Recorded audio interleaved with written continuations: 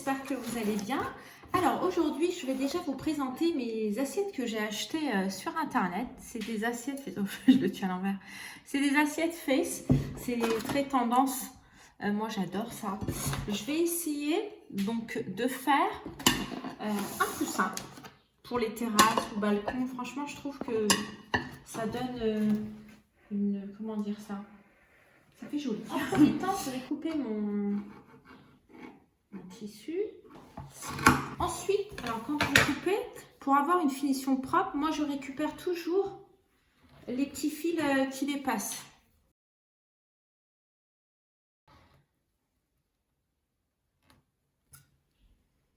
Donc je vais essayer de reproduire dans le même modèle que mon assiette.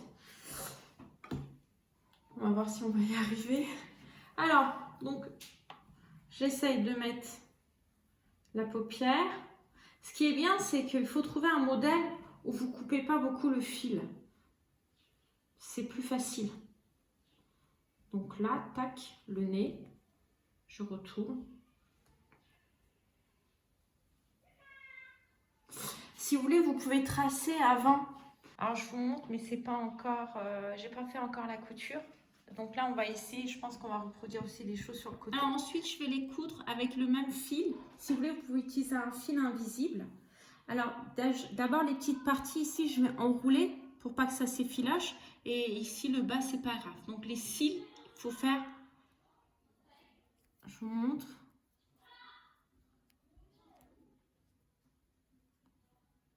C'est pour pas que ça s'effiloche au niveau. Donc là, la partie du haut, je le mets au-dessus, comme ça. Et là, vous le pincez.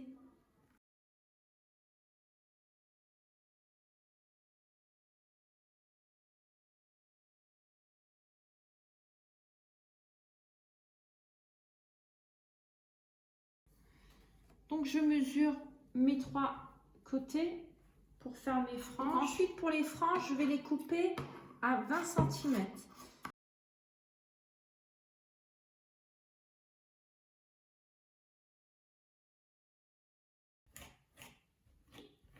Et donc pour finir, on passe à la couture.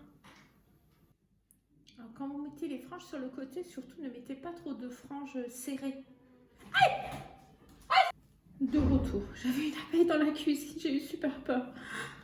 Alors quand vous arrivez au bout, vous faites un nœud, vous le rentrez à l'intérieur et vous le piquez ici. Comme ça, vous avez une finition toute propre.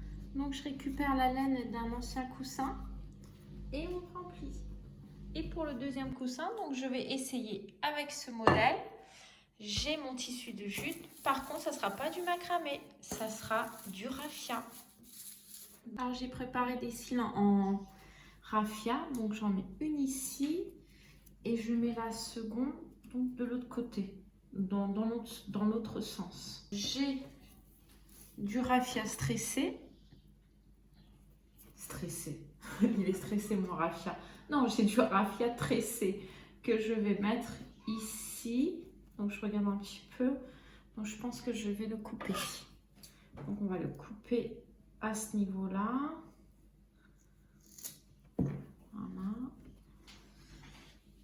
Et ensuite, donc, on va faire la bouche. Donc maintenant, on va passer à la couture des franges en raffia.